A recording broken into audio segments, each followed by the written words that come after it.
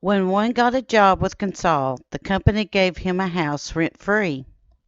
The person paid no electricity bill, water bill, sewage bill, and got fuel for a very small fee. Of course, the wages were low, about 35 cents per hour, and a larger additional wage was paid in script that could only be spent in company-owned businesses.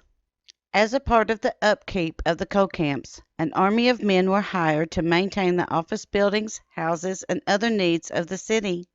This included painting houses, buildings, doing repairs on roofs, floors, porches, and outhouses. If a family had an issue with a house, they simply went up to the city maintenance office and submitted a work order.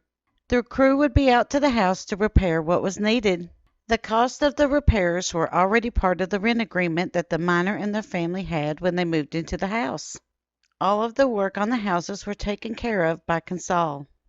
This would be very helpful later when two major flooding events happened in Jenkins, Kentucky. The train accident happened in the winter months of 1923 and the 1927 Appalachian flood. In 1923, the mountainside slid off and covered a train tracks, and blocked the creek at Number 1 Bottom in Burdine, Kentucky. The men helped to drain the water and repaired all the houses with no cost to the miners and their families.